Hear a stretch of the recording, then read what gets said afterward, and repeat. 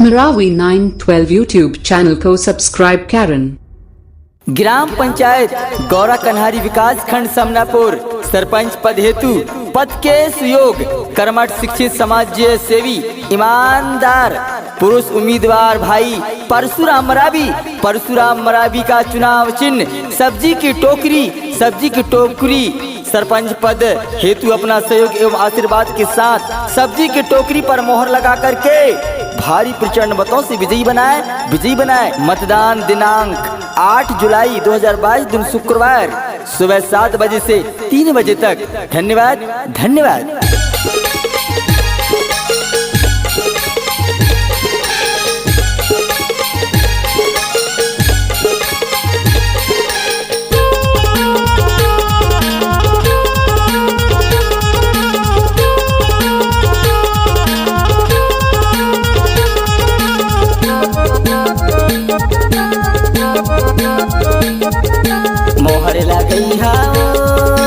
मोहर लगई हा दाई दीदी मोहर लगई हा ना सब्जी के टोकरी छापन सानिया मोहर लगई हा दो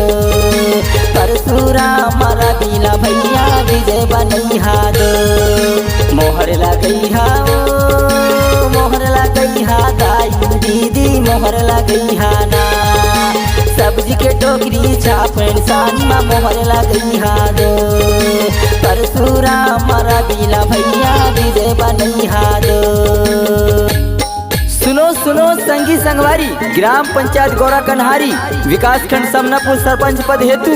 पद के सुयोग कर्मठ शिक्षित समाज सेवी ईमानदार पुरुष उम्मीदवार भैया परशुराम मरावी के चुनाव चिन्ह सब्जी के टोकरी पर मोहर लगाकर प्रचंड मतों से विजयी बनाए। सरल स्वभाव हवै का संगी हवै दुलरवा बेटा का हवै दुलरवा बेटा सरल स्वभाव हवै का संगी हवै दुलरवा बेटा का हवै दुलरवा बेटा दाई दीदिया बहनी भाटो सुनलई हा ओखर को हार दीदी मोहर लगई हा ना परशुराम भैया ला संगी विजय बनई हर दो सब्जी के टोकरी छाप मसंगी मोहर लगई हर दो मोहर लगई हा दाई दीदी मोहर लगई हा ना सब्जी के टोकरी छाप सानिया मोहर लगई हा दो परशुराम मरावीला भैया विजय बनई हा दो।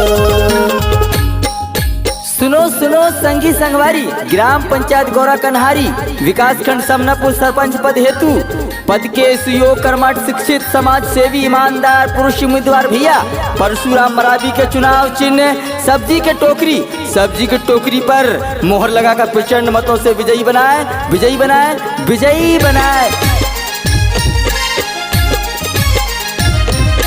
गाँव देहात की हवै रहैया सुन लो संगी को हारेगा सुन लो भैया को हार गाँव देहात की हवै रहैया सुन लो संगी को हारेगा सुन लो भैया को हार दाई दीदिया बहनी भाटो सुनलई हा ओखर को हार दीदी मोहर लगई हा ना परशुराम भैया ला संगी विजय बनई हर दो सब्जी के टोकरी छाप मसंगी मोहर लगई हर दो मोहर लगई हा दाई दीदी मोहर लगई हा ना सब्जी के टोकरी छाप सानिया मोहर लगई हा दो परशुराम मरावीला भैया विजय बनई हा दो सब्जी के टोकरी छाप सानिया मोहर लगई हा दो परशुराम मरावीला भैया विजय बनई हा दो सब्जी के टोकरी छाप सानिया मोहर लगई हा दो परशुराम मरावीला भैया विजय बनई हा दो।